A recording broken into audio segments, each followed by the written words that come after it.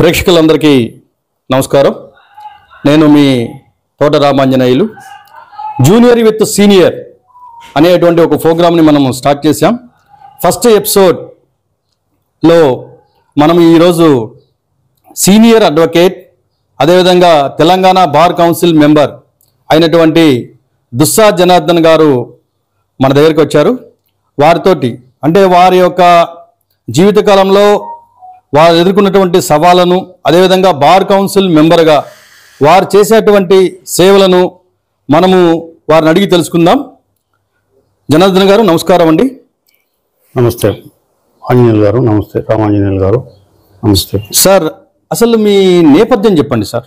ఎట్లా మీరు ఎక్కడి నుంచి వచ్చారు, ఏంటి మీ యొక్క బాల్యం గురించి మీ నేపథ్యం? నేను పల్లెటూరులో పుట్టాను. వాస్తవం చెప్పాలంటే మా నాన్న మామూలు middle class, lower middle class మా ఫ్యామిలీ. నేను ట్యూషన్ చెప్తూ చదువుకుంటూ ఎల్ఎల్బి వర్క్ చేశాను. 1978లో అడ్వకేట్గా ఎన్రోల్ అయ్యాను. అప్పటి నుంచి నేను వరంగల్ బార్ అసోసియేషన్లో కంటిన్యూగా ప్రాక్టీస్ చేస్తున్నాను. సివిల్ ఫస్ట్ క్రిమినల్ చేశాను 25 ఏళ్ల పాటు. ఆ తర్వాత సివిల్ క్రిమినల్ 2 కలిపి చేస్తున్నాను. ఇప్పుడు ప్రస్తుతం నాకు బ్యాంకులు, తర్వాత హౌసింగ్ ఫైనాన్స్ ఇన్స్టిట్యూషన్స్ కూడా కొన్ని ఉన్నాయి. దాంతోపాటు నేను ఇటీవల కాకుండా 2004లో వరంగల్ బార్ అసోసియేషన్ అధ్యక్షుడు కూడా ఎన్నికయ్యాను 1 ఇయర్ పాటు. ఆ తర్వాత ఒకసారి నేను బార్ కౌన్సిల్ పోటీ చేయడం, ఉమ్మడి ఆంధ్రప్రదేశ్లో పోటీ చేయడం జరిగింది. ఓడిపోయాను. మళ్ళీ మొన్న రీసెంట్గా బైఫర్కేషన్ అయిన తర్వాత తెలంగాణ తరఫున నేను బార్ కౌన్సిల్ మెంబర్గా పోటీ చేశాను. అంటే బార్ కౌన్సిల్ ఆఫ్ తెలంగాణ 2018లో మా ఎన్నిక జరిగింది. అప్పటి నుంచి నేను ఇప్పటి వరకు బార్ కౌన్సిల్ మెంబర్గా ఉంటున్నాను. అంటే 1978 అంటే దాదాపు 50 సంవత్సరాలు సార్. మీ యొక్క ఆల్మోస్ట్ 50 సంవత్సరాలు. 50 సంవత్సరాల కాలంలో మీరు ఎదుర్కొన్నటువంటి సవాళ్ళు ఏదన్నా చెప్పగలుగుతారా? ముఖ్యంగా నేను వాస్తవంగా నాది లెఫ్ట్ ఐడియాలజీ. నాకు మేనమామని, వరుసకు మేనమామ నల్ల నరసింహులు గారని కమ్యూనిస్ట్ పార్టీలో ఉద్యమంలో పాల్గొన్నాడు. ఇది మన ఎమ్మెల్యే గారు, అదేవిధంగా తెలంగాణ సాయుధ రైతాంగ పోరాట యోధులు. మీకు బంధువు? నాకు బంధువు. ఓకే. ఆయన స్ఫూర్తితో నేను ఇటు లెఫ్ట్ సైడ్లో రావడం జరిగింది. అప్పటి నుంచి ఇప్పటిదాకా కూడా అడ్వకేట్ వృత్తితో పాటు ట్రేడ్ యూనియన్లో, తర్వాత ఇంటలెక్చువల్ యూనిట్లో, తర్వాత వివిధ ఆర్గనైజేషన్లో నేను పనిచేయడం కూడా జరిగింది. అట్లే అడ్వకేట్ వృత్తిలో కూడా ఆర్గనైజేషన్లో కూడా నేను పనిచేస్తూ ఉన్నాను. సమాజం పట్ల కొంత స్ఫూర్తి కూడా కలిగి ఉండడం వల్ల నేను వాళ్ళకి పనిచేయడం అనేది జరుగుతుంది. ఎక్కువ భాగం నేను ట్రేడ్ యూనియన్లో బాగా పనిచేశాను. ఏ ట్రేడ్ యూనియన్ సార్? వరంగల్ పట్టణంలో పెద్దగా ఇండస్ట్రీస్ ఏం లేవు. ఒక సిరామిక్ ఒక ఇండస్ట్రీ యూనిట్, తర్వాత కలర్ ఫ్యాక్టరీ ఒక యూనిట్, తర్వాత పైపులు తయారు చేసే ఒక యూనిట్, ఇట్లా 2-3 పెద్ద యూనిట్లు ఉన్నది.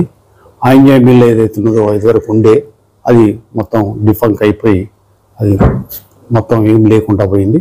మొత్తం మూతపడ్డది.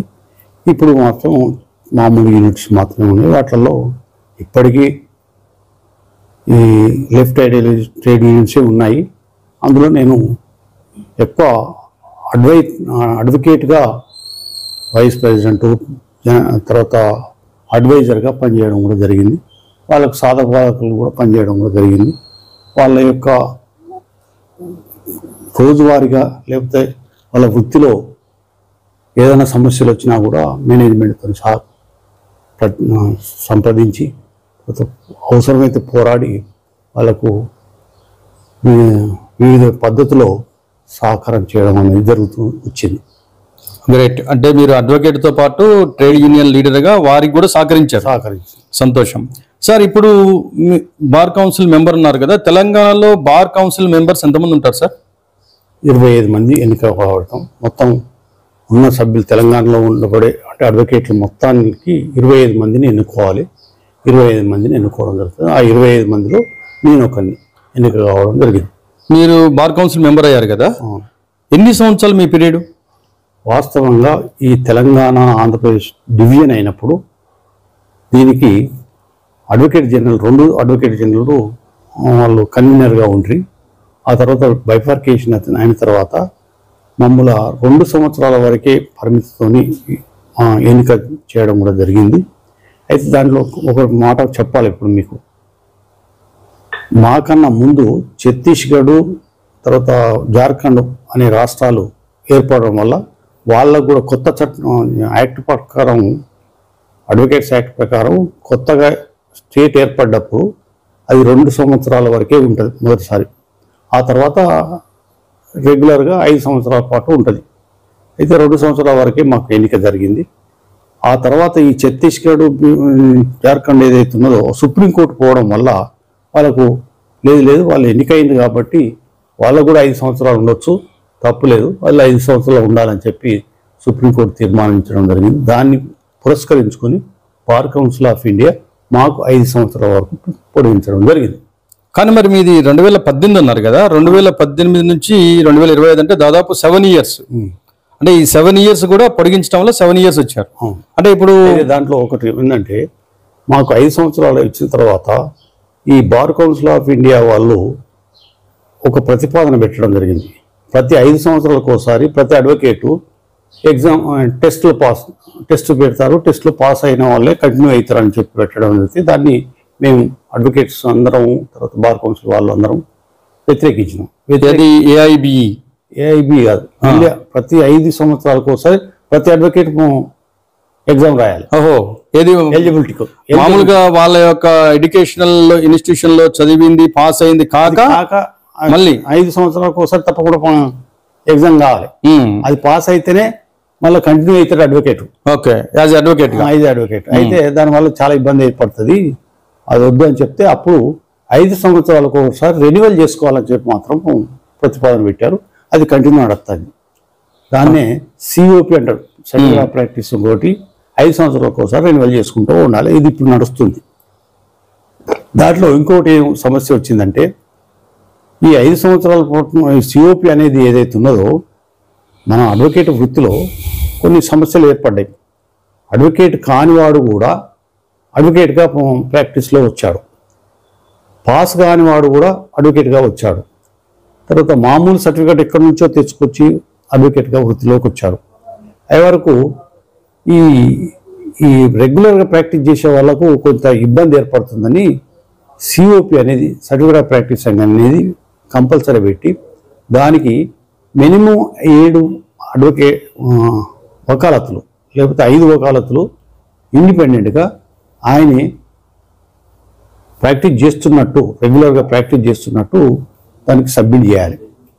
ఆ విధంగా సబ్మిట్ చేస్తే అతని అడ్వకేట్ వృత్తిని రెన్యువల్ చేయడం అనేది జరుగుతుంది బార్ కౌన్సిల్లో. Every 5 years sir? Every 5 years. Okay. అయితే అది దాని శిలశిలలో మొట్టమొదటి జూన్లో పెట్టారు. జూన్ నుంచి ఆగస్ట్ అయింది, ఆగస్ట్ నుంచి సెప్టెంబర్ అయింది, సెప్టెంబర్ నుంచి అక్టోబర్ అయింది. ఇట్లా పెంచుకుంటూ పోయినా కూడా ఇంకా కొంతమంది అడ్వకేట్లు అట్లే మిగిలిపోయారు. దాని మీద ఈ లోపల ఈ కొంతమంది అడ్వకేట్లు ఇది వీళ్ళు పోతాంటే పొడిగిస్తుండ్రు, ఇది కరెక్ట్ కాదని చెప్పి రిట్లు కూడా వేయడం జరిగింది. ఢిల్లీలో ఒక రిట్టు, హైదరాబాద్లో 2-3 రిట్లు, తర్వాత వేరే దగ్గర రిట్లు వేయడం వల్ల అన్నిటిని కలిపి సుప్రీంకోర్టు దగ్గరికి చేర్చడం కూడా జరిగింది. దాంట్లో మొన్ననే రీసెంట్గా సుప్రీంకోర్టు వాళ్ళు ఏం చేసిందంటే లేదు 31 జనవరి 2026 వరకు ఎన్నిక కావాలి అని అన్నారు. 31 జనవరి 2026. ఓకే, అంటే ఇప్పుడు మళ్ళీ బార్ ఎలక్షన్ జరగబోతుంది. ఓకే, అయితే ఇప్పుడు మీద sir bar council of India మళ్ళీ ఒక రివ్యూ పిటిషన్ వేసారు. ఆ రివ్యూ పిటిషన్ మొన్న 27 నాడు ఉండే, ఇప్పుడు మళ్ళీ పోస్ట్ పోన్ అయింది. అది తేలితే ఈ ఎలక్షన్స్ నోటిఫికేషన్ రావడానికి అవకాశం ఉంది. అంటే ఇప్పుడు ముందు ఎలక్షన్స్ ఉన్నాయి, అయితే జనవరి నెలలో ఎలక్షన్స్ ఉన్నాయి, ఇది నవంబర్ నెల కాబట్టి ఒక 2 months లో ఎలక్షన్ జరుగుతాయి. అంటే ఇప్పుడు మరి మన తెలంగాణలో ఎంతమంది అడ్వకేట్స్ ఉన్నారు సార్? వాళ్ళలో ఎంతమంది ఓటర్స్ ఉంటారు? 40,000 మంది దాకా ఉంటారు. 45 మందిలో ఎలిజిబిలిటీ వాళ్ళు ఉన్నారు, 35-36 దాకా ఉంటారు. అదేది ఓటు హక్కు ఉన్నటువంటి వాళ్ళు ఉన్నారు. సో వీళ్ళందరూ కలిసి 25 మందిని ఎన్నుకోవాలి. అంటే మరి 2018లో మీరు చెప్పిన లెక్క ప్రకారం 2018లో ఉన్నటువంటి లాయర్లకు 25 మంది సంఖ్య అని చెప్పారు కదా. ఇప్పుడు ఇంకా ఈ 7 years పెరిగే ఉంటారు కదా లాయర్స్. సో వీళ్ళకి కూడా గంతే, అయినా కానీ 25 మంది ప్రతి స్టేట్ కు 25 మంది ఎన్నిక కావాలి. ఓకే, అది చిన్న రాష్ట్రం కానీ పెద్ద రాష్ట్రం కానీ. ఉత్తరప్రదేశ్ ఉన్నది చాలా పెద్దది, అయినా 25 మంది. జార్ఖండ్ ఉన్నది చిన్న రాష్ట్రం, అయినా కూడా 25 మంది. ఓకే, తెలంగాణ ఉన్నది మామూలు చిన్న రాష్ట్రం, అయినా కూడా 25 మంది. ఓకే, ఏపీ కొంచెం పెద్ద రాష్ట్రం, అయినా కూడా 25 మంది ఉంటారు. ఏంటి సార్ మీరు బార్ కౌన్సిల్ మెంబర్, ఇప్పుడు దానికి చైర్మన్ వైస్ చైర్మన్ అట్లా ఉంటారు. ఈ బార్ కౌన్సిల్ కి ఏమైనా నిధులు ఉంటాయా సార్? ఎట్లా అది? దీనికో సిస్టమ్ ఏంటంటే బార్ కౌన్సిల్లో వెల్ఫేర్ ఫండ్ అని ఒకటి ఉన్నది. దానికి టికెట్స్ గవర్నమెంట్ ప్రొవైడ్ చేసి, అంటే గవర్నమెంట్ అనుమతి ఇచ్చింది. దాని ప్రకారం మొట్టమొదలు 10 రూపాయలు మాత్రమే ఉండేది. అంటే ఎవరు ఇవ్వాలి టికెట్? అంటే మనం బార్ కౌన్సిలే ప్రింట్ చేయించి అది బార్ అసోసియేషన్కి ఇస్తే బార్ అసోసియేషన్ వాళ్ళు అమ్ముతారు. అమ్మితే ఎవరైతే అడ్వకేట్ ఒక కేసు వేసింది అనుకో, వకాలత్ మీద దాన్ని ఆ టికెట్ పెట్టాలి. ఓహో, ఇది కొత్త కేసు వేసినప్పుడు, కొత్త కేసు వేసిన అడ్వకేట్ కొత్త కేసు వేసినా అపోజిట్ లో వచ్చినా కూడా వకాలత్కు టికెట్ పెట్టాలి. ఆ టికెట్ వచ్చే ఫండ్ ఏదైతున్నదో బార్ కౌన్సిల్ మన వెల్ఫేర్ కు ఉపయోగిస్తుంది. అది ఓకే. మొదటి నుంచి వాస్తవంగా చెప్పాలంటే బార్ కౌన్సిల్ కు ప్రతి స్టేట్ కు ఒక బార్ కౌన్సిల్ ఉంటుంది. ఆ స్టేట్లలో గవర్నమెంట్ కొంత ఫండ్ ఇస్తూ ఉండేది. మా ఉమ్మడి రాష్ట్రం ఉన్నప్పుడు 10 కోట్లు, 12 కోట్లు, 9 కోట్లు, 8 కోట్లు ఇస్తూ వచ్చింది. కానీ మనం బైఫర్కేట్ అయిన తర్వాత తెలంగాణకు ఇప్పటి వరకు కూడా గవర్నమెంట్ నుంచి ఒక ఫండ్ కూడా రాలేదు. అంటే ఈ 10 సంవత్సరాల కాలంలో కేసీఆర్ గవర్నమెంట్ ఏమి ఇవ్వలేదు, ఒక పైస ఇవ్వలేదు. ఓకే, అంటే మరి ఏదో 100 కోట్లు కేటాయిస్తున్నామని అప్పుడు చెప్పారు కదా. దాని విషయంలో చెప్తానండి. అట్లా ఇవ్వకుండా ఈ ఒక రాష్ట్రం ఏర్పడగానే కేసీఆర్ గారు 100 కోట్ల రూపాయలు అడ్వకేట్లు ఇవ్వడం అనేది అలాట్ చేయడం అనేది జరిగింది. అది కూడా ఒక ట్రస్ట్ ఫామ్ చేసి ఆ ట్రస్ట్ కు హ్యాండ్ ఓవర్ చేయడం జరిగింది. ఆ ట్రస్ట్ లో advocate general chairman, finance secretary, principal secretary, law secretary, members అంటే వీరు కూడా లేదు, బార్ కౌన్సిల్ కు సంబంధం లేకుండా. ఓకే, బార్ కౌన్సిల్ సంబంధం లేకుండా 100 కోట్లు వేసి ఒక ట్రస్ట్ చేశారు. ఆ ట్రస్ట్ లో 100 కోట్లు ఏదైతున్నదో అది ఫిక్స్డ్ చేయడం జరిగింది. ఆ ఫిక్స్డ్ చేస్తే వచ్చే ఇంట్రెస్ట్ ఏదైతున్నదో ఈ మెంబర్లకు హెల్త్ ఇన్సూరెన్స్ అనేది చేయడం జరిగింది. హెల్త్ అంటే ఇన్సూరెన్స్ కంపెనీకి డబ్బులు కట్టితే ఆ సంవత్సరం ఉండబడే మొత్తం మెంబర్లకు హెల్త్ ఇన్సూరెన్స్ వర్తిస్తుంది. అది 2 లక్షల రూపాయలు. అయితే అప్పుడు కేసీఆర్ చేసినప్పుడు మాత్రం 17,000, 18,000 ఉన్నారు అడ్వకేట్స్. ఇప్పుడు 40,000 దాకా వచ్చిండ్రు. కానీ అదే 2 లక్షల రూపాయలు అదే 17,000 మందికి మాత్రమే వర్తిస్తుంది తప్ప తతిమూలకు వర్తిస్తలేదు. అదే ఇప్పుడు 2019 తర్వాత ఎన్రోల్ అయినటువంటి వాళ్ళకి ఇది లేదు. దానికి కారణం ఇదనమాట. ఇది అయితే దానికి మేము వచ్చిన తర్వాత చాలా సార్లు మేము రిప్రజెంటేషన్ చేయడం జరిగింది, దాని రిక్వెస్ట్ కూడా చేయడం జరిగింది. ఇంటర్వ్యూ కొరకు కూడా మేము ప్రయత్నం చేశాం. అయినా కూడా కేసీఆర్ మాకు ఇంటర్వ్యూ ఇవ్వలేదు, మా రిప్రజెంటేషన్ కన్సిడర్ చేయలేదు. అయితే ప్రతి సంవత్సరం చేస్తూ ఉంటే ఇప్పుడు ఒకవేళ ఒక అడ్వకేట్ చనిపోయాడు అనుకో, దాని ప్లేస్ లో ఇంకో అడ్వకేట్ రావాలి కదా, అది కూడా రానియకుండా చేశారు. అది కూడా లేదు, ఫిక్స్డ్ చేశారు. ఫిక్స్డ్ అంతే, ఉన్న వాళ్ళకే వర్తిస్తుంది అని చెప్పడం. దాంతో ఏమైతుందంటే ఆ వచ్చే డబ్బు కూడా కొన్ని హైదరాబాద్లో ఉండబడే కొన్ని హాస్పిటల్కి మాత్రమే వర్తిస్తుంది. తర్వాత డిస్టిక్ లెవెల్లో 1-2 హాస్పిటల్కు మాత్రమే వర్తించేది. అది మా హాస్పిటల్కు వర్తించకుండా పోయింది. దాంతో అడ్వకేట్ చాలా ఇబ్బంది పడడం, ఇప్పుడు కూడా ఇబ్బంది పడుతుంటారు. అయితే దానికో వెసులుబాటు ఏర్పాటు చేశారు. ఏంటంటే ఒకవేళ ప్రైవేటు హాస్పిటల్లో జాయిన్ అయినా కూడా ఆ డిశ్చార్జ్ కార్డు తర్వాత పెట్టిన ఖర్చులు పెట్టుకొని అది బార్ అసోసియేషన్ నుండి వెల్ఫేర్ అంటే ట్రస్ట్ పంపితే వాళ్ళు స్క్రూటినైజ్ చేసి ఇన్సూరెన్స్ ద్వారా కొంత డబ్బు ఇప్పించడం అనేది జరుగుతుంది. రియంబర్స్మెంట్ అతి కష్టం మీద వస్తుంది, దాన్ని ఎంబడి పడితే తప్ప రావడం లేదు. అది కూడా అడ్వకేట్లకు చాలా ఇబ్బందికరంగా ఉంది. ఓకే. ఇంకొకటి ఏంటంటే అప్పుడు 2 లక్షల రూపాయలు మాత్రమే చేశారు. ఉమ్. ఇప్పుడు మామూలుగా కూడా ఏ చిన్న రోగం వచ్చినా కూడా అవును బోర్డు అంత ఖర్చు వస్తుంది. అవును, లక్షలు అయిపోతున్నాయి బిల్స్. మినిమం 5 లక్షలు చేయండి అని చెప్పి కూడా రిప్రజెంటేషన్ కూడా చేయండి. 5 లక్షలు కూడా దాన్ని ముచ్చటే మాట్లాడు. ఇంకోటి ఏంటంటే ఇప్పుడు 100 కోట్లకు వచ్చే ఇంట్రెస్ట్ ఏదైతే ఉన్నదో పోయినసారి మొట్టమొదటి ఇనిషియల్ స్టేజ్లో 7 కోట్ల రూపాయలు మాత్రం వచ్చింది. అది సరిపోయింది. ఇప్పుడు 14 కోట్ల రూపాయలు ఇన్సూరెన్స్ అయితే ప్రతి సంవత్సరం 14 కోట్లు అవుతుంది. మరి మిగతా 7 కోట్లు ఎట్లా అంటే గవర్నమెంట్ ఇస్తూ వచ్చింది. ఇప్పుడు కూడా ఈ ప్రభుత్వం వచ్చిన తర్వాత కూడా మేము కలవడం జరిగింది. అందరం 25 మంది పోయి కలిసి రిప్రజెంటేషన్ చేసినాం. ఆయన్ని అన్ని విన్నాడు, మంచిగా ఉన్నది, బాగున్నదండి, నేను 100 కోట్లు ఇస్తా అన్నాడు అని చెప్పాడు. నమ్మాము. ఇంతవరకు మాకేం ఇవ్వలేదు. ఆఖరికి వస్తే ఒక 7 కోట్ల రూపాయలు మాత్రమే రెన్యువల్ మాత్రం ఇచ్చారు. ఇన్సూరెన్స్ రెన్యువల్ ఇచ్చాడు. అంటే ఇప్పుడు రెన్యువల్ అనేది అవుతుంది, ఇన్సూరెన్స్ రెన్యువల్ అనేది అవుతుంది. అది ఉన్న వాళ్ళకే అవుతుంది, ఇప్పుడు లేని వాళ్ళకు లేదు. అదే సార్, మొన్న ఈ మధ్యన ఏదో వెల్ఫేర్ గురించి 7 years స్టాండింగ్, 8 years స్టాండింగ్, తర్వాత ఈ 34 years వరకు అట్లా కట్ ఆఫ్ పెట్టి 50,000 45,000 కట్టాలని చెప్పేసి అని ఒకటి జియో రిలీజ్ చేశారు. ఈ మధ్య చేశారు. ఎందుకు సార్ అట్లా? అసలు ఏంటంటే ఏజ్ పెట్టడం ఎందుకు?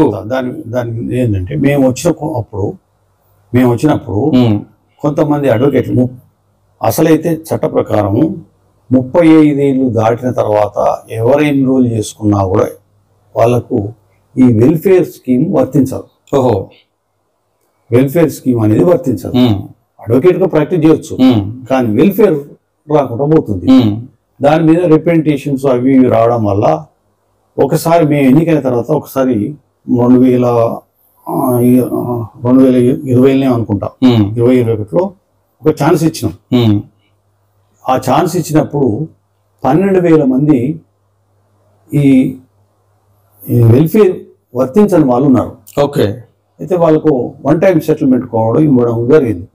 అది పెనాల్టీ 10,000 ఇట్లా చాలా మామూలుగా. కానీ 50,000 అంటే చాలా ఎక్కువ కదా. అయితే దాంట్లోకి 12,000 మందిలో 2,000 మంది మాత్రమే ఉపయోగించుకున్నారు. 10,000 మంది ఉపయోగించుకోవాలి గతంలో.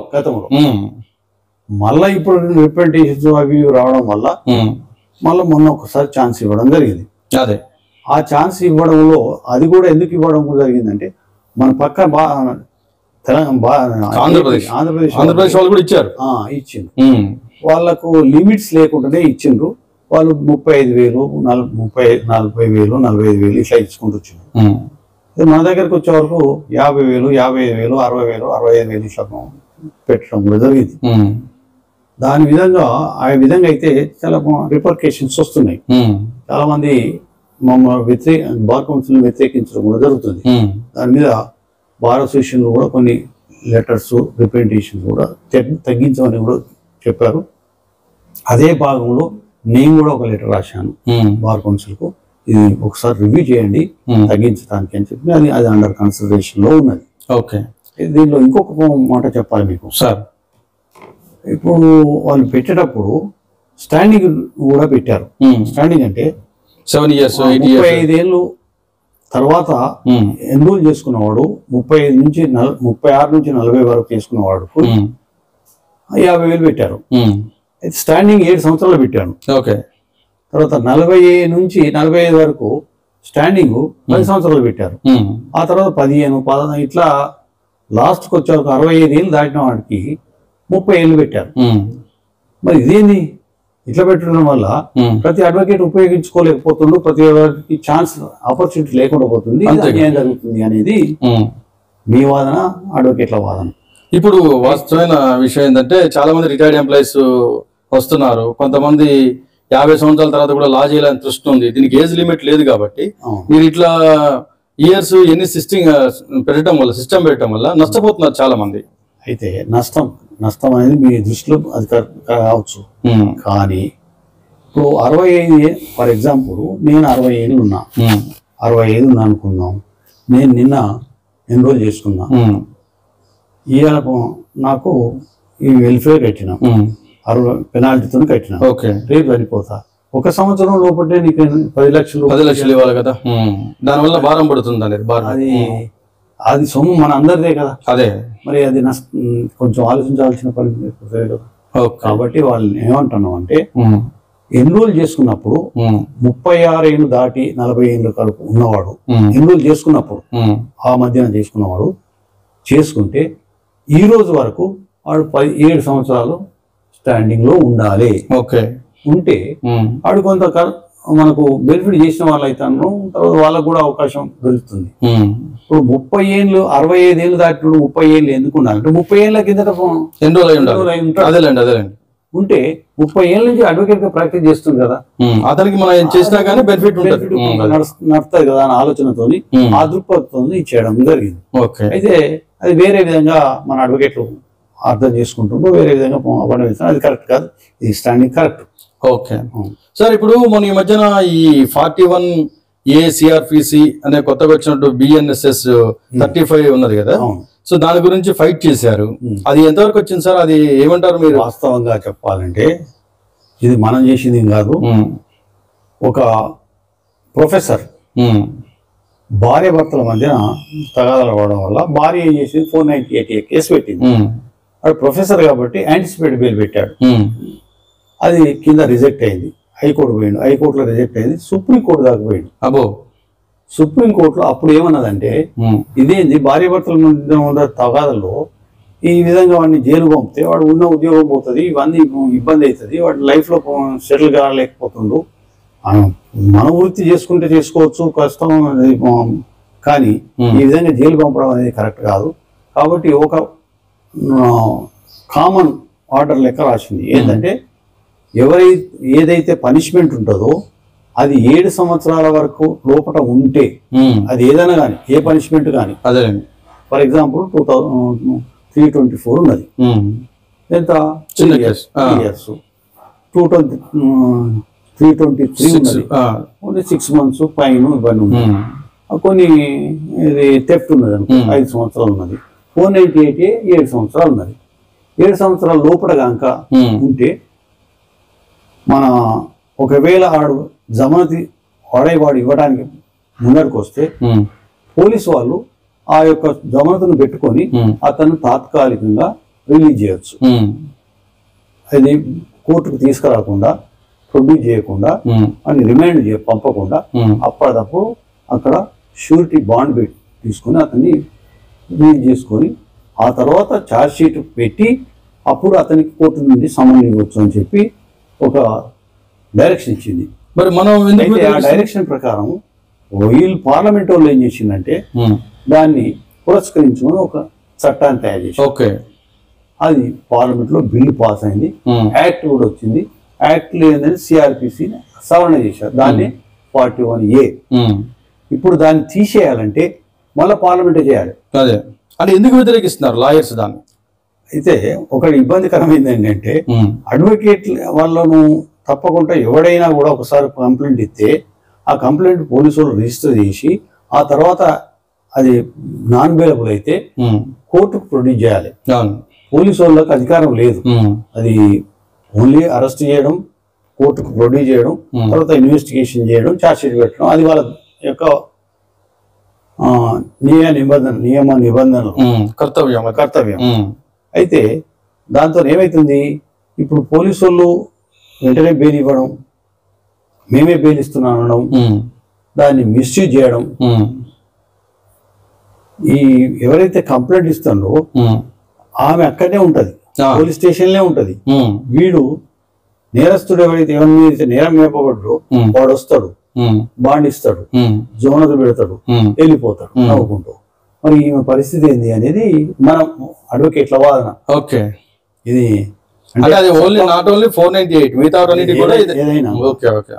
ఏదైనా కూడా అయితే పోలీసు వాళ్ళకే judicial powers, executive powers, judicial powers కూడా ఇచ్చిన తర్వాత కామన్ మ్యాన్ విక్టిమ్ ఎంతవరకు నష్టపోతారు? అసలు చట్టం ఎందుకు పెట్టినట్టు? ఎవరికైనా అన్యాయం చేస్తుండు పలానోడు చట్టాన్ని ప్రకారం చట్టాన్ని అతిక్రమించిండు, నాకు అన్యాయం జరుగుతుందని పోలీస్ స్టేషన్కి వస్తే వాళ్ళే అన్ని చేసిన తర్వాత వాళ్ళే కంప్లైంట్ తీసుకుంటారు, వాళ్ళే ఇన్వెస్టిగేషన్ చేస్తాను, వాళ్ళే FIR చేస్తాను, వాళ్ళే ఛార్జ్ షీట్ పెడతాను, వాళ్ళే మళ్ళా లోక్ అదాలత్లో వాళ్ళను కేసును కొట్టేపిస్తున్నారు లేకపోతే కాంప్రమైజ్ చేయించడం జరుగుతుంది. ఈడ అడ్వకేట్ ప్రమేయం ఎక్కడ ఉన్నది? అడ్వకేట్ సంబంధం లేకుండా జరుగుతుంది.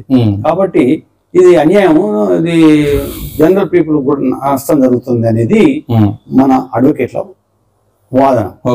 అడ్వకేట్లకు కూడా వాస్తవం చెప్పాలంటే కొంత వృత్తిపరంగా నష్టం కూడా జరుగుతుంది. అది అనలేము, అది అనడం కరెక్ట్ కాదు మనం. అయితే ఈ విధంగా దీన్ని పోలీసు వాళ్ళు మిస్యూజ్ చేస్తున్నది మన వాదన, దాన్ని తీసేయాలనేది మన వాదన. దాని మీద రిప్రజెంటేషన్ కూడా జరిగింది. కానీ ఇది పొలిటికల్ ఇంట్రెస్ట్ అయిపోయింది. పొలిటికల్ గా ఒక ఎమ్మెల్యే గాని ఒక ఎంపీ గాని ఆయన దగ్గరికి వచ్చినప్పుడు, అంటే నేను కంప్లైంట్ ఇస్తే నువ్వు ఎమ్మెల్యే దగ్గర పోతే, అరే అది 7 సంవత్సరాల కంటే తక్కువనే ఉన్నదట కదనబ్బా పనిష్మెంట్, అది చట్టం ఉన్నదట కదా, ఆ చట్టం ప్రకారం పోరాదు ఏమైతుంది తర్వాత చూసుకుంటారు అని వాడు చెప్పడం, వాని పద్ధతిలో వాడుకో చేసుకోవడం జరుగుతుంది.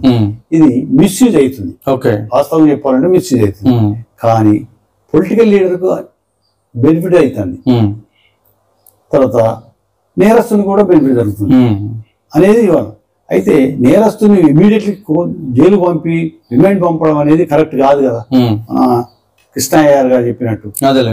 కాబట్టి నేరం నిర్ణయించిన తర్వాత నువ్వు శిక్ష చేయడం అనేది వేరు, కానీ నిర్ణయించకాకముందే నువ్వు జైల్లో పంపడం అనేది కరెక్ట్ కాదు. మన యొక్క రైట్ ను గాయపరిచినట్టు, రైట్ ను దుర్వినియోగం చేసుకున్నట్టు. కాబట్టి ఇది కరెక్ట్ కాదని చెప్పి వారి యొక్క పార్లమెంట్ యొక్క ఆలోచనతో చట్టం చేసింది. రెండు వైపు చూసి. కాబట్టి మోస్ట్ ఆఫ్ ది ప్రజలు దీన్ని ఆహ్వానిస్తుండ్రు, పార్లమెంట్ లో ఉండబడే సభ్యులు కూడా ఆహ్వానిస్తుండ్రు. అయితే అడ్వకేట్లకు ఏం నొప్పి? అదే కదా క్వశ్చన్. అడ్వకేట్లు దృష్టిలో చూస్తేనో నష్టం జరుగుతుంది, వృత్తికి నష్టం జరుగుతుంది. ఇంకో దృష్టిలో చూస్తేనో ఇది పోలీసు వాళ్ళే ఎగ్జిక్యూట్ చేస్తాను, వాళ్ళే జ్యుడిషియల్ చేస్తాను, రెండు పవర్లు ఉండడం అనేది కరెక్ట్ కాదు, న్యాయం కాదు అనేది మన వాదన. ఒక్కోసారి విక్టిమ్ కూడా దాని వల్ల అన్యాయం జరుగుతుంది అనేది మన వాదన. ఇప్పుడు పార్లమెంట్ చేయాలి, ఏదైనా చట్టం మళ్ళా సవరణ చేయాలన్నా రద్దుపరచాలన్నా పార్లమెంటే చేయాలి. పార్లమెంటు ఇప్పుడున్న పరిస్థితిలో పార్లమెంట్ చేస్తుంది అని ఆలోచించాలి. అనుకున్నంత ఈజీ ఏమి కాదు. అదే ఇప్పుడు మీరు మొన్న ఇందాక చెప్పారు కదా, ఇది మాకు ట్రస్ట్ ఉంటది, ఆ ట్రస్ట్ లో ఇట్లా మాకు డబ్బులు వస్తాయి, వడ్డీ వస్తుంది అని చెప్పారు కదా, దీనికి ఆడిటింగ్ ఎన్ని జరుగుతాయా? అయితే ఎవ్రీ ఇయర్ ఆడిటింగ్ ఉంటుంది. ఎవ్రీ ఇయర్ ఆడిటింగ్ రిపోర్ట్ మాకు వస్తుంది. ఆ రిపోర్ట్ కూడా ఇదివరకు బార్ అసోసియేషన్ పంపకపోయేది. ఇప్పుడు మేము వచ్చిన తర్వాత మేము పంపాలని చెప్పి బాగా నివేదన చేస్తే తీర్మానాలు పంపడం కూడా జరుగుతుంది. అయితే అది పబ్లిక్ డాక్యుమెంట్. పబ్లిక్ డాక్యుమెంట్ కూడా ఎవరైనా అడగొచ్చు, ఎవరైనా తీసుకోవచ్చు. ఎవ్రీ ఇయర్ ఆడిటింగ్ ఉంటుంది. దానికన్నా ముందు ప్రతి ఇయర్ ఫైనాన్షియల్ కమిటీ అని ఒకటి ఉంటుంది. ఈ బార్ కౌన్సిల్లో కూడా ఫైనాన్స్ కమిటీ, అడ్మినిస్ట్రేటివ్ కమిటీ, తర్వాత డిసిప్లినరీ కమిటీ, ఈ తర్వాత ఎన్రోల్మెంట్ కమిటీ, ఈ విధంగా 5-6 కమిటీలు ఉన్నాయి. ప్రతి కమిటీకి మినిమం 3 నుంచి 5 దాకా సభ్యులు ఉంటారు. మేమే దాంట్లో అందులో కూడా ఒక చైర్మన్ ఎన్నుకోవడం జరుగుతుంది. వాళ్ళతో ఇవి నడుస్తాం. డిసిప్లినరీ కమిటీ, ఇప్పుడు నేను డిసిప్లినరీ కమిటీలో ఉన్నా. ఒక డిసిప్లినరీ కమిటీలో నేను చైర్మన్. నాకు ఒక సభ్యుడు ఉంటాడు, ఉన్న 25 మంది ఒక సభ్యుడు నాతో ఉంటాడు. ఇంకో సభ్యుడిని అడ్వకేట్ గా ఉన్న వృత్తిలో ఉన్న వాడిని కూడా తీసుకోవచ్చు సహకారంగా. మొత్తానికి 3 మెన్ కమిటీ అని ఉంటుంది. అట్లే అడ్మినిస్ట్రేటివ్ కమిటీ 5 ఉంటారు. 5 ఓన్లీ బార్ కౌన్సిల్ మెంబర్లే ఉంటారు. తర్వాత ఫైనాన్స్ కమిటీ ఉంటుంది, దాంట్లో 5 ఉంటారు. 5లో బార్ కౌన్సిల్ చైర్మన్ ఉంటాడు, తర్వాత వైస్ చైర్మన్ ఉంటాడు, తర్వాత వాళ్ళు 3 మెంబర్లు ఉంటారు. ఈ ఎస్టిమేట్ ప్రతి సంవత్సరం ఎస్టిమేట్ చేయడం జరుగుతుంది. మనకు ఉండబడే ఖర్చు ఎంత, వచ్చే ఆదాయం ఎంత, ఎంతవరకు ఇంకా పెంచొచ్చు. అదే ఇప్పుడు మన ఎవ్రీ ఇయర్ పార్లమెంట్ లో అసెంబ్లీలో తీర్మానం చేశారు, బడ్జెట్ తీర్మానం పెడతారు కదా, అదే విధంగా మేము కూడా తీర్మానం పెట్టుకున్నాం.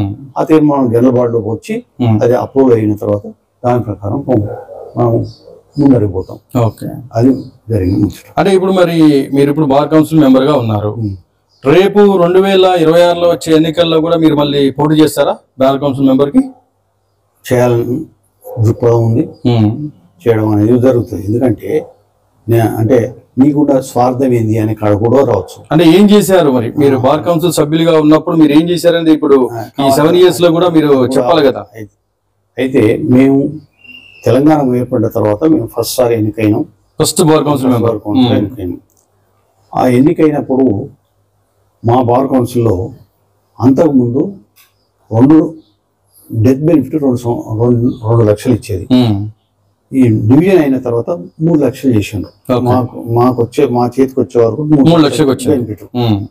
దాన్ని మళ్ళీ మేము అంటే ఎనీ కాజ్ ఆఫ్ డెత్, అది ఎనీ కాజ్ ఆఫ్ డెత్, అది ఏం జనరల్ డెత్ అయినా పర్లేదు. ఓకే, 3 లక్షల రూపాయలు ఫ్యామిలీకి బెనిఫిట్ ఇవ్వాలని చెప్పి ఆలోచనతో చేయడం జరిగింది. దాన్ని మళ్ళీ ఒకసారి 4 లక్షలు, ఇంకొక 1 లక్ష పెంచాం. అది ఈ మనకు వచ్చే ఫండ్ వెల్ఫేర్ ఫండ్ 100 రూపాయలని ఉంచి దాన్నే 4 లక్షలు చేసినాం. ఓకే, ఇప్పుడు అంటే ఆ తర్వాత మళ్ళీ 6 లక్షలు చేసినాం. ఇప్పుడు 10 లక్షలు చేసినాం. అయితే వెల్ఫేర్ ఫండ్ 100 రూపాయలు మాత్రమే ఉండే. 100 రూపాయల ఫండ్ ఒకసారి గుర్తుంచుకోవాలి. 100 రూపాయల ఫండ్ మనకు ఉన్న మన తెలంగాణ వరకు 6,84,00,000 రూపాయలు వచ్చేది. ఏది అప్పుడా ఇప్పుడా? అప్పుడు వచ్చే దాంట్లో ఈ వెల్ఫేర్ స్కీమ్స్ ఇవన్నీ పోను, డెత్ బెనిఫిట్స్ పోను, ఏమైనా మిగులుతుంది లేకపోతే తగ్గుతుంది వేరే సంగతి. ఇది చేసేది. అయితే ప్రతి సంవత్సరం అట్లీస్ట్ గవర్నమెంట్ మనకు కొంత కార్పస్ ఫండ్ అనేది ఇచ్చేది. అది మేము వచ్చిన కాంచి ఇంతవరకు 1 పైసా కూడా రాలేదు. ఎంత ఇచ్చేది? అది 8 లక్షలు, 8 కోట్లు, 10 కోట్లు, 15 కోట్లు ఇట్లా ఇచ్చేది. అంటే మొన్న ఇచ్చింది ఒక 7 కోట్లు ఇచ్చింది అన్నారు కదా. అది ఓన్లీ ట్రస్ట్ వాళ్ళకే. ఓకే, ట్రస్ట్ వారికి మనకు సంబంధమే లేదు. ఆ ట్రస్ట్ కు బార్ కౌన్సిల్ కు ఎలాంటి సంబంధం లేదు. గవర్నమెంట్ ట్రస్ట్ వాళ్ళ మధ్యనే ఉంటది. అందులో అడ్వకేట్ రిప్రజెంటేటివ్ కూడా లేడు అందులో. ఓకే, బార్ కౌన్సిల్ మెంబర్ కూడా లేడు. మరి మీకోసమే అన్నారు కదా 100 కోట్లు మీకే అన్నారు. 100 కోట్లు అడ్వకేట్లకు, కానీ దాంట్లో మా ప్రమేయం ఏం లేదు. ఓకే, కాబట్టి అయినా కూడా మీరు ఏం చేసిండ్రు అది మా ప్రమేయం లేదు. మేమేమన్నాం అంటే దాన్ని అది మాకు ఇవ్వండి, 100 కోట్లు ఇవ్వండి, ఇంకొక 100 కోట్లు ఇవ్వండి, మేమే అన్ని చూసుకుంటాం, దీన్ని 5 లక్షలు చేద్దాం. ఏది హెల్త్ ఇన్సూరెన్స్. ఓకే, 2 లక్షలు ఉంది ఇప్పుడు. ఎంత 2 లక్షలు ఉందా? 2 లక్షలు, 5 లక్షలు చేద్దాం, చేస్తే బాగుంటుంది అని చెప్పినా కూడా అది వినలేదు. ఇంకోటి ఏంటంటే దీనిలో ఒక మాట చెప్పాలి మీకు. తమిళనాడు 12 లక్షలు ఇస్తుంది. ఓకే, తర్వాత కేరళ కూడా 12 లక్షలు ఇస్తాను. అయితే మరి తమిళనాడు ఇచ్చేదానికి ఢిల్లీ కూడా ఇస్తుంది 10 లక్షలు.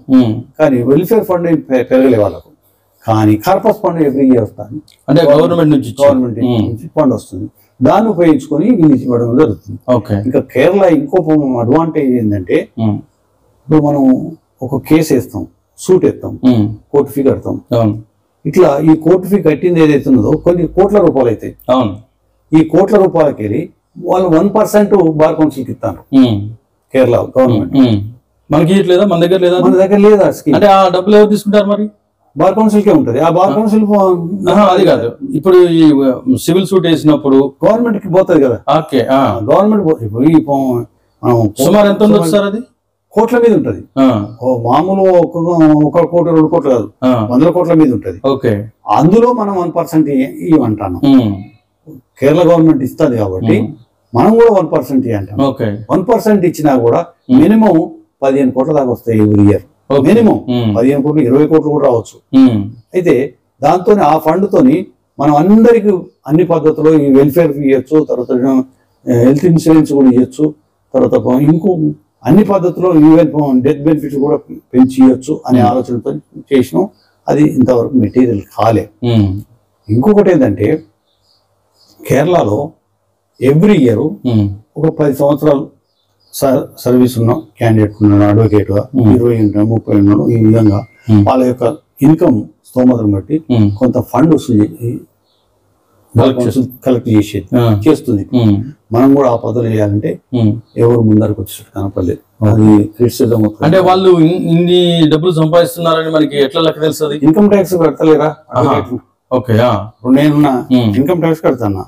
ఇన్కమ్ ట్యాక్స్ నేను వద్దనగా నేను 1 లక్ష రూపాయలు చిల్లర కడతానా. ఓకే, కాబట్టి ఆ విధంగా కట్టడానికి 10,000 రూపాయలు ఇస్తే తప్పేంది అని వాళ్ళ దృక్పథంతో ఫండ్ ఇంక్రీజ్ చేసుకోవడం, ఫండ్ క్రియేట్ చేయడం అనేది వాళ్ళలో ఉన్నది. ఓకే. మనం అది లేకున్నా గవర్నమెంట్ నుంచి 1% వచ్చినా బాగుండేది, అది కూడా లేదు. అయితే ఎట్లా జరగాలి అనే ఆలోచనతోని మనం బార్ కౌన్సిల్ వాళ్ళని కూర్చొని ఈ గవర్నమెంట్ నుంచి ఫండ్ వస్తలేదు కాబట్టి ఈ వెల్ఫేర్ టికెట్ ఏదైతుందో 250 రూపాయలు చేసినాం. ఇప్పుడు ఎంత ఉందండి వెల్ఫేర్ ఫండ్ మీ దగ్గర? 250 రూపాయలు. అది కాదు, ఇప్పుడు ఈ మధ్య నుంచి వచ్చే పోయే మంత్ నుంచి మనకు 250 రూపాయలు. Okay okay. అంతకుముందు లేదు కదా, 100 రూపాయలే కదా. ఇప్పుడు పెరిగింది. పెరిగినందుకు గాను మేమేం చేసినాము, డెత్ బెనిఫిట్ 10 లక్షలు చేసినాం. తర్వాత ఇంకోటి ఏంటంటే మెడికల్ ఎయిడ్ కూడా ఇదివరకు ఓన్లీ అడ్వకేట్ కే ఉండేది, ఇప్పుడు అడ్వకేట్ తో పాటు అడ్వకేట్ భార్య కూడా ఇస్తాను 1 లక్ష రూపాయలు. ఓకే, అంటే 2 lakhs plus 1 2 lakhs plus 1 3 lakhs. 3 lakhs. అది ఎట్లా ఉపయోగించుకోవాలి. 1 లక్ష రూపాయలు మాత్రం భార్యకు అతనికి ఉపయోగపట్టు చేస్తుంది. ఓకే. ఇంకోటి ఏంటంటే ఈ కొత్తగా వచ్చిన అడ్వకేట్లకు 10,000 రూపాయలు బుక్స్ స్టైఫండ్ ఇవ్వడం జరుగుతుంది. ఈ విధంగా చేయడం వల్ల కొంత బెనిఫిట్ జరుగుతుంది. అంటే అది ఎప్పటి నుంచి స్టార్ట్ అయింది? కొత్తగా వచ్చిన అడ్వకేట్స్ 30 నెలల నుంచి, మొన్నటి నుంచి. Okay okay. అయితే ఈ విధంగా చేసినాం కాబట్టి 250 రూపాయలు చేసినాం కాబట్టి ఇవన్నీ చేయగలుగుతున్నాం అనేది మా ఆలోచన, మా పద్ధతి. రేపు మళ్ళీ మీరు బార్ కౌన్సిల్ మెంబర్ గా ఎలక్ట్ అవుతారనుకుందాం. 100% మీకున్నటువంటి దాంతో అవుతారని ఏం చేస్తారని చెప్తారు మీరు? అయితే నా ఆలోచన ఏంటంటే, ఇప్పుడు డెత్ బెనిఫిట్ అనేది 10 లక్షలు ఇస్తాను. ఈ 10 లక్షలు తీసుకోగానే బిడ్డు కొడుకో అల్లుడో మనం ఎవడో ముందర పడి మాకి అంటాడు. మొత్తం ఇచ్చిన తర్వాత వాడి పరిస్థితి ఏంది? 65 ఏళ్ళు దాటిన తర్వాత ఆయన పరిస్థితి ఏంది? మళ్ళీ మొదలకే గంతే కదా, తల్లిదండ్రుల మీద కొడుకుల మీదనో ఎవరి మీద ఆధారపడి బతకాలి కదా. కాబట్టి అది వద్దు, పెన్షన్ ఇవ్వాలి. ఓకే. ఎవరైతే 65 ఏళ్ళు దాటినాడో 30 ఏళ్ళ సర్వీస్ 35 ఏళ్ళ సర్వీస్ ఉన్నాడో చచ్చేదాకా పెన్షన్ అని ఎంత ఇవ్వాలంటున్నారు మీరు? నేను మినిమం 10,000 ఇవ్వాలంటున్నా. ఓకే. అంటే 65 సంవత్సరాల తర్వాత కూడా ఈ ప్రాక్టీస్ చేస్తారు కదా, చేసే వాళ్ళు కూడా ఇస్తారా? ప్రాక్టీస్ ఉండడు, ప్రాక్టీస్ చేయనటువంటి వాళ్ళకి, చేయలేనటువంటి వాళ్ళకి రిటైర్మెంట్ తీసుకున్న తర్వాత అతనికి ప్రతి మంత్ 10,000 రూపాయలు, మినిమం 10,000 రూపాయలు ఇవ్వాలని నా దృక్పథం. ఆ విధంగా నేను లెటర్ పెట్టడం కూడా జరిగింది, దాని గురించి పోరాటం కూడా జరుగుతుంది. రెండొకటి ఏంటంటే, ఈ వెల్ఫేర్ ఇప్పుడు హెల్త్ ఇన్సూరెన్స్ కూడా ఈ గవర్నమెంట్ ఇచ్చేది 2 లక్షల రూపాయలు సరిపోతలేదు. దాన్ని కూడా మన బార్ కౌన్సిల్ నుంచి దాన్ని ఉపయోగించి దాన్ని 5 లక్షలు చేసి మనమే ఇవ్వాలి, బార్ కౌన్సిల్ ఇవ్వాలని నా దృక్పథం. ఓకే, బార్ కౌన్సిల్ నుంచి ఇస్తే బాగుంటుంది అనే ఆలోచనతో ఆ విధంగా అయితే ఒక బెనిఫిట్ ఉంటుంది, వెల్ఫేర్గా ఉంటుంది అని చెప్పి నా ఆలోచనతో అదొక దృక్పథం. ఇంకోటి నా వ్యక్తిగతంగా ఏంటంటే, నేను మొన్న పోటీ చేసినప్పుడు ఎన్నికైన తర్వాత వైస్ చైర్మన్గా నేను ప్రతిపాదనలో కొంతమంది సీనియర్ అడ్వకేట్లు నన్ను ప్రోత్సహించడం వల్ల నేను పోటీ చేసిన. అనుకోకుండా నాకున్న సునీల్ గౌడ్కు 10 ఓట్లు వచ్చాయి. లక్కీలా ఆయన టాస్ ఇస్తే ఆయనకు వచ్చింది. ఓకే. అయితే మా ఇద్దరి మధ్య అండర్స్టాండింగ్ ప్రకారం 2 సంవత్సరాలు కాబట్టి సరిసగా ఉండాలి అనుకున్నాం. ఓకే. అది ఓర్లే, కానీ ఆయన ఉండలే, కంటిన్యూ చేసుకుంటూ వచ్చింది. ఓకే. దాంట్లో నాకు కొంత మనస్తాపం కూడా జరిగింది.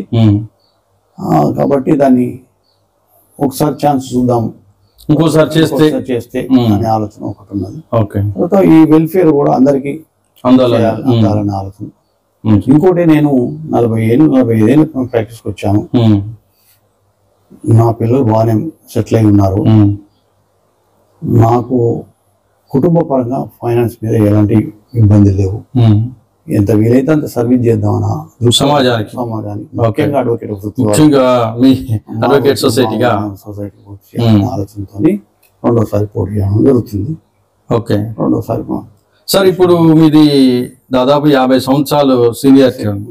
అప్కమింగ్ అడ్వకేట్స్ కి మీరు ఇచ్చేటువంటి సలహా ఏదన్నా ఉందా సార్? ఉంది. అసలు నేను వృత్తికి వచ్చినప్పుడు నేను ఈ వృత్తిలో కంటిన్యూ కాగలనా లేదా అని నాకే డౌట్ ఉంది.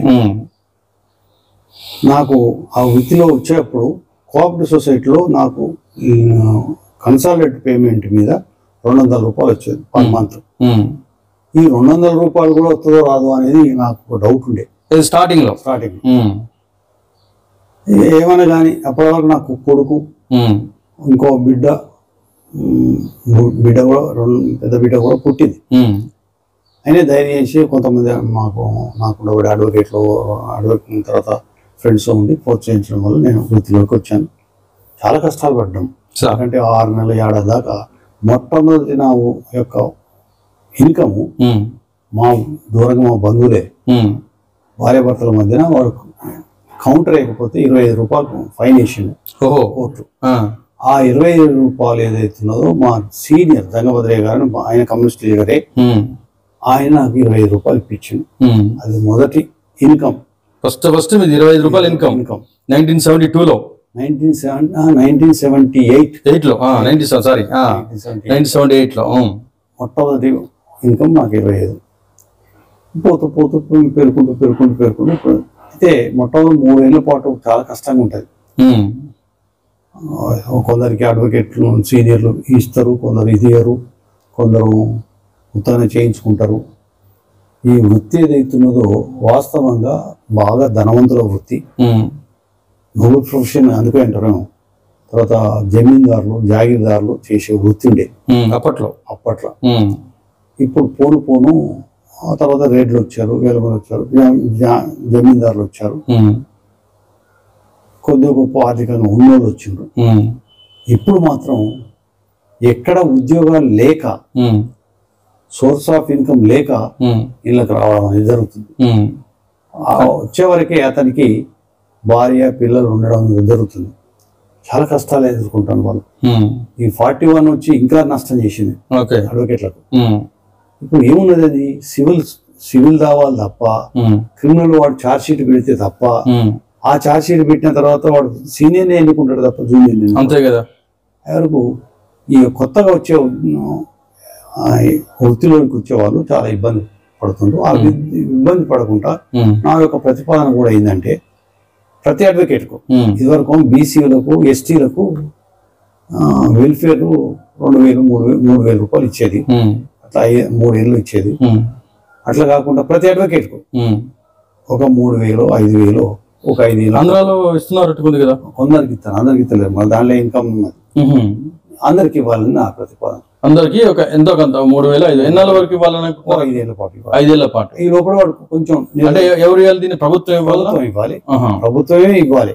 బార్ కౌన్సిల్ ఇవ్వాలంటే బార్ కౌన్సిల్ దగ్గర డబ్బు ఉంటే ఉంటది, కానీ లేకపోతే ప్రభుత్వం అయితే ఇవ్వాలి అనేది నా అభిప్రాయం. దాని నుంచి ఫైట్ చేయాలని, దాని నుంచి పోరాడితే బాగుంటుందని అభిప్రాయం నాకుంది. సంతోషం సార్, మీరు మా దగ్గరకు వచ్చారు. మళ్ళీ ఇప్పుడు దాకా 7 years మీరు బార్ కౌన్సిల్ మెంబర్ గా సేవలు అందించారు. 7 years చేసాం, ఇంకొకటి 5 సంవత్సరాలు ఇస్తాం వచ్చేసారి. అదే ఇప్పుడైతే 7 years చేశారు, మళ్ళీ పోటీ చేయాలనుకుంటున్నారు. సో మీరు మా దగ్గరకు వచ్చేందుకు చాలా సంతోషం. ఎందుకంటే ఇది మా ఫస్ట్ ఎపిసోడ్ మీరు మాతో ప్రారంభించారు, మేము మీతో ప్రారంభించాము. ఇప్పుడు మీరు భవిష్యత్తులో మళ్ళీ ఎలక్షన్ లో పోటీ చేయబోతున్నారు కాబట్టి మా జూనియర్ విత్ సీనియర్ తో మీరు ఇప్పుడు ఈ తెలంగాణ అడ్వకేట్స్ కి ఏమైనా మీరు చెప్పదలిచారా? చివరగా ఇది ఒకటే, అడ్వకేట్ల వృత్తిలో ఈ వృత్తి అనేది నోబెల్ వృత్తి వాస్తవంగా చూడాలంటే. కానీ ఇప్పుడు చాలా కష్టతరమైన వృత్తి కూడా. కొత్త అడ్వకేట్ చేరిన వారు అడ్వకేట్లు ఏదైతున్నదో కష్టపడాలి. ఇన్కమ్ అనేది ఆశించకుండా కష్టపడాలి. కష్టపడి కేసులను ఓ పద్ధతిలో చదివి, మొట్టమొదటి అడ్వకేట్ చేసే పని ఏంటంటే ఎన్రోల్ కాగానే ఏదైనా బ్రీఫ్ రాని కాక, ఏదైనా సీనియర్ ఒప్పచెప్పిందే కాక దాన్ని క్షుణ్ణంగా చదువుకోవాలి. తర్వాత దానికి సంబంధించిన చట్టాలు ఏమైనా ఉన్నాయని చూసుకోవాలి. రూల్స్ ఏమైనా హైకోర్టు సుప్రీంకోర్టు ఏమైనా రూల్స్ ఇచ్చిందా చూసుకోవాలి. ప్రతిరోజు మినిమం 3 గంటల నుంచి 5 గంటల వరకు నిమగ్నమై ఉండాలి.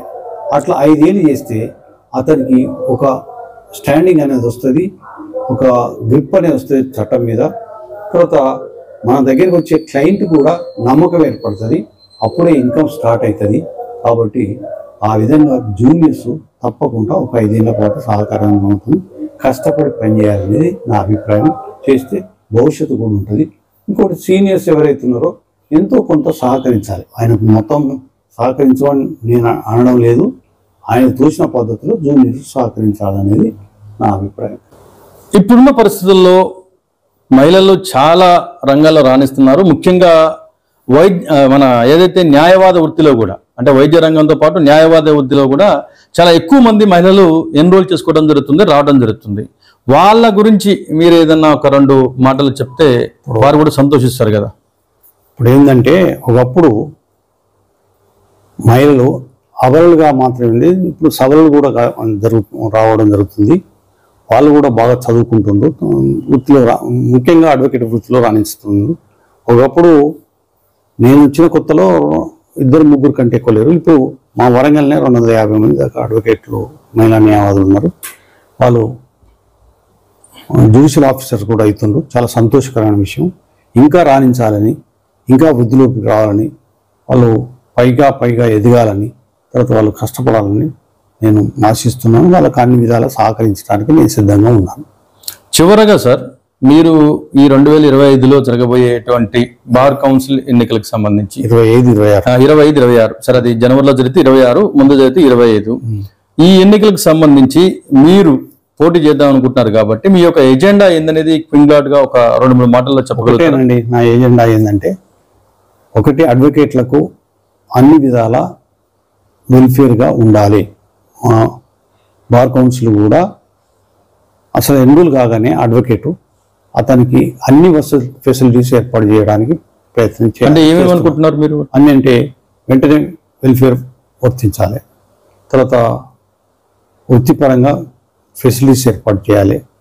2, ఆయనకు లైబ్రరీ ఇవన్నీ ఉంటాయి కదా, కంప్యూటర్ అది కూడా ఫెసిలిటీ ఏర్పాటు చేయాలి.